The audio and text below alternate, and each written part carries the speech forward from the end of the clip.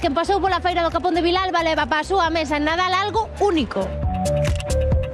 E na cociña de Ferro, hora tras hora, mirando para él, vendo como se fa... Oye, que xa pasou o vídeo. entrou o vídeo a Capón e non nos demos É que conta. puxeme tan intenso que a min o Capón é algo que me chega dentro. É que é unha das estrelas do Nadal, paixón, Adri, é unha estrela, é unha estrela, o Capón é unha estrela. Falando de estrelas, hai un momentiño deixamos a Filomena a piques de comer por primeira vez nun restaurante con estrela Michelin. Recordamos, Filomena é a aboadora galega e nunca na súa vida estivera nun restaurante con estrela Michelin. Que pasará? Ímolo descubrir, non? Hombre.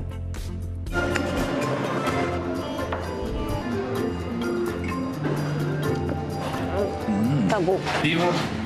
Peixe non parece. Pero igual pode ser. Claro. Tendes unha espuma de rape, ovo de codorniz e pan. Por outro lado, seguir con magre de pato fumado na casa e a base de pan brioche. E rematamos coa croqueta de pimento e caviar de mostaza. Tío, esa alta cociña, e que é alta cociña? Home, que fan moitas cousas diferentes, ben preparadas e todo. Tabu. Puro mar, Temos as cousas mellores que hai. A ver, brindamos. Primeiro entrante. Temos unha merluza de pincho ao vapor, base de xudía, caldeirada de azafrán e aceite de allada. Outra cousa rara. Temos un ovo cociñado a baixa temperatura, acompañámolo cunha crema de boletus, leva tamén galo de mos e por encima este cruxiente de fariña de trigo.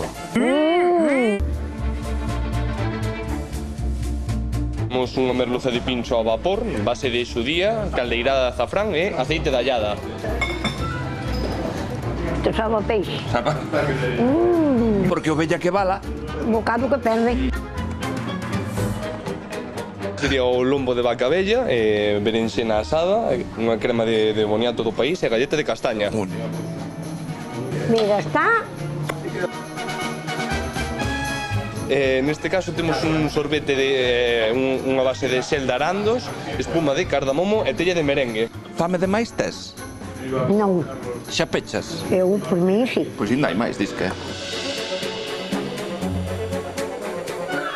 Neste caso tendes un profiterol recheo de espuma de castaña e acompañado de xeado de chocolate. Que tal os sabores, que tal as texturas? Encantada. Sí, non pensaba que iba a ser unha cousa así. No. Non pensaba nada, porque eu non sabía que viña. Ala, encantada. Ala. Filomena, a conclusión doce o agasallo doxe, para nós o agasallo fuches ti. Eu xa sabe que sempre che falo de ti, porque me das o permiso. Hombre. Estamos encantados de que a nosa primeira destinataria foras ti. Gracias. Se ti vas a metade ou a cuarta parte de satisfeita do que estamos nós, Eu vou satisfeita de todo, pata de papar, hasta de comer. querémoste. Eu a vos. E nos a vos, Bicazo Preiras. Ai, que maravilla, Filomena. Quedou a Gustoulle. gusto, satisfeita, como di ela. E xa que temos aquí o noso mosteiro, pois a min gustaríame preguntarlle ti como te postulas neste debate? Estrela Michelin ou cociña tradicional de toda a vida? Eu son máis de cociña tradicional, pero recoñezo tamén que os Estrela Michelin fan unha gran labor e un respeto polo produto na nosa terra en todos lados, non?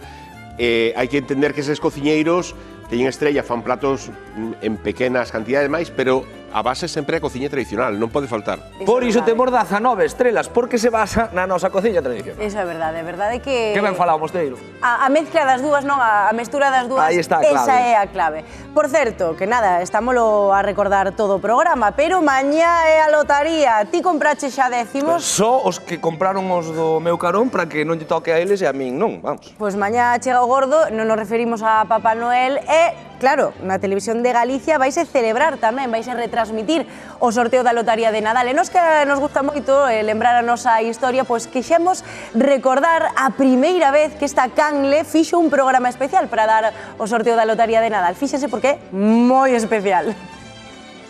Foi en 1988 cando a TVG puido retransmitir por primeira vez o sorteo extraordinario de Nadal dende o propio Salón de Loterías coa narración en directo de Xosé Manuel Maseda. Dende os estudios de San Marcos, Pemón Bouzas